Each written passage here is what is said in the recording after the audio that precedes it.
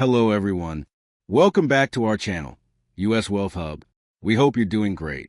In this video, we're going to talk about protests over the Trump administration's immigration raid spread nationwide.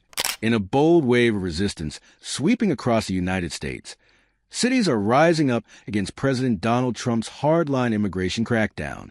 What started as localized protests in Los Angeles has now erupted into a nationwide movement drawing fierce backlash, rapid troop deployments, and political showdowns at every level of government. As federal forces line the streets and curfews fall into place, Americans are asking, if you're interested in this topic, please pay attention and watch the video through to the end to get all the information. Please hit like and subscribe, and don't forget to push the notification bell for an upcoming video. So, without any further delay, let's jump into the video. Officials are digging in, with Defense Secretary Pete Hegseth saying the president's order to deploy the National Guard in L.A. could be rolled out elsewhere. Protests over the Trump administration's immigration enforcement continue to spread Wednesday to cities across the United States, drawing stark warnings from the White House that it would not hesitate to expand its deployment of National Guard troops and Marines to quell demonstrations beyond Los Angeles. Hundreds of people have been arrested in recent days as events have taken place in Chicago, New York, Atlanta, and various Texas cities. More are planned for the coming days in cities from Eugene, Oregon, to Raleigh, North Carolina.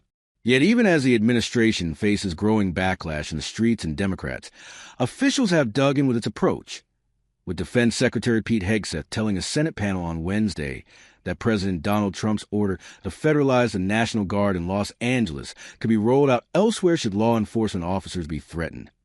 White House spokeswoman Caroline Leavitt characterized the Los Angeles protesters as left-wing radicals, illegal criminals, and rioters causing chaos in that city despite the demonstrations being isolated, with only episodic violence. Democratic leaders have condemned the immigration sweeps that provoked a growing public response and called the use of federal troops unnecessary and uninvited theater. Chicago Mayor Brandon Johnson on Wednesday labeled Trump an authoritarian tyrant. Los Angeles Mayor Karen Bass and elected officials representing 15 Southern California cities appear together to decry the fear generated by the crackdown and warn of its implications. Maybe today it was the city of Los Angeles. Tomorrow it's one of your cities, Bass said. The sparring at federal, state, and local levels reflected partisan divisions that have only hardened in recent days as more raids and protests took place. Texas Governor Greg Abbott, R., announced on Tuesday evening that he was deploying the state's National Guard to help maintain order at protests planned there against U.S. immigration and customs enforcement. San Antonio Mayor Ron Nirenberg said he and other city officials were never notified about the deployment, and he was chasing rumors to find out where they were. Local police, including San Antonio police, are fully capable of maintaining order. All Americans have the right to peacefully protest.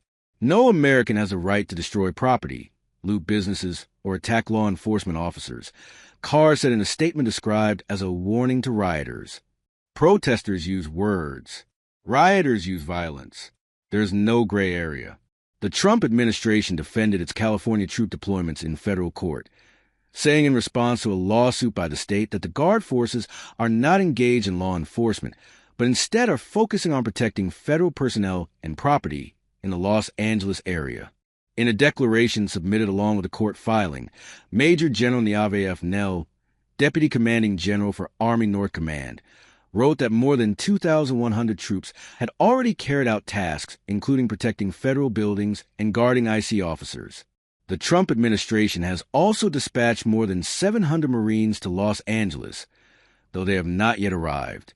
They are currently training in preparation to carry out similar work, Nell said in the declaration.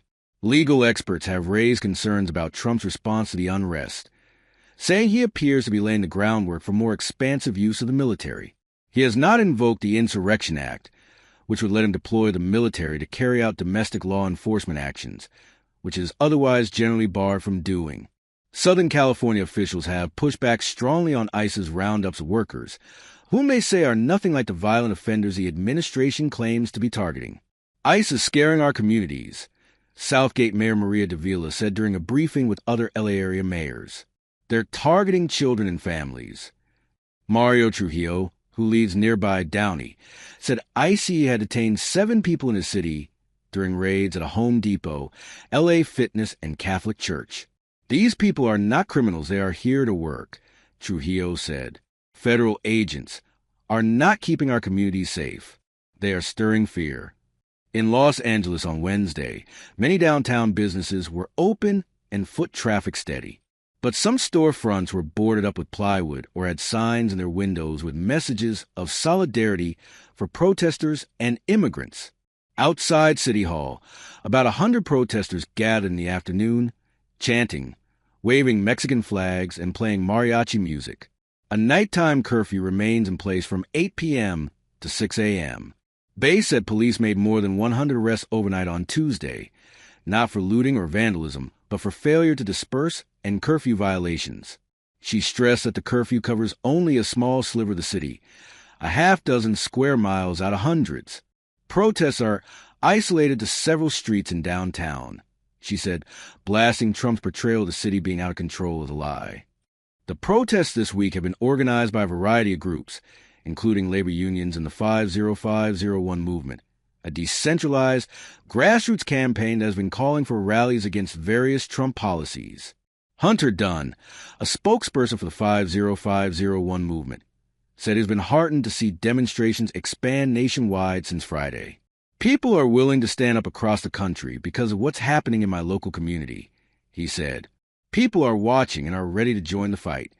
Demonstrators in cities beyond Los Angeles, including Chicago and Austin, protested President Donald Trump's immigration policies.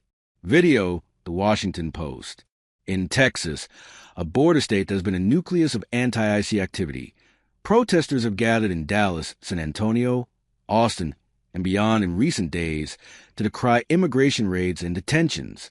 In Austin, protesters organized by the local Party for Socialism and Liberation and law enforcement clashed at a demonstration Tuesday that led to 13 arrests and minor injuries among officers. Mayor Kirk Watson urged residents to not feed into Trump's politics of fear and pain and risk doing harm to those who want to help in immigrant communities.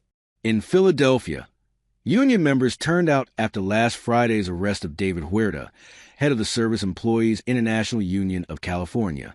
Police said that about 150 demonstrators gathered at the federal detention center there to protest ICE, and that 15 people were arrested and accused of disorderly conduct and aggravated assault on officers. Amid the spontaneous protests this week, hundreds of rallies in a movement that has dubbed itself the No Kings Nationwide Day of Defiance are in the final stages of planning for Saturday, the same day by design, as Trump's military parade and Army birthday celebration in Washington. No Kings organizers said in a call this week that protests are expected in more than 1,800 cities as part of a mass, nationwide protest rejecting authoritarianism, billionaire-first politics, and the militarization of our democracy. The interest level has only intensified since the Los Angeles immigration raids and demonstrations, organizers said Leah Greenberg, the co-executive director of the left-leaning grassroots advocacy group Indivisible Project. In a moment like this, where this is an active effort by the president and his regime to chill dissent and to create cause for anybody who speaks out, it's absolutely crucial that you have collective action. As the country braces for the No Kings Nationwide Day of Defiance, one truth rings louder than ever: this is not just about immigration. It's about power, protest, and the soul of American democracy. From coast to coast, voices are rising in unison to say, we will not be silenced. In a time of fear, unity becomes resistance. In the face of force, the people fight back not with violence, but with collective courage. That is all for today in this video. What are your thoughts on this? Please let us know in the comments section below. Thanks for watching the entire video. Hopefully, the information is useful to you. See you later in the next video. Till then, take care.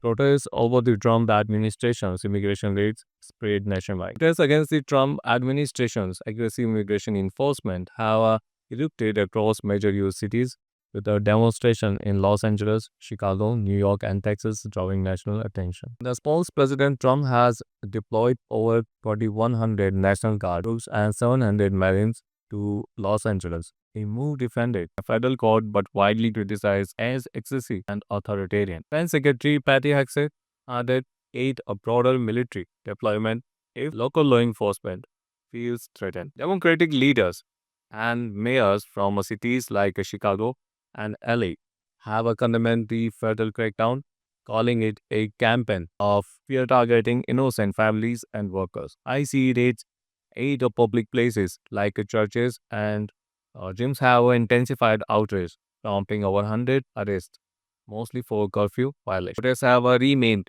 mostly peaceful but widespread. Organizers are now preparing for a massive nationwide protest dubbed to No King's Nationwide Day of Defiance planned to concentrate the Trump military parade, aiming to resist that they call the militarization of democracy and billionaire first politics.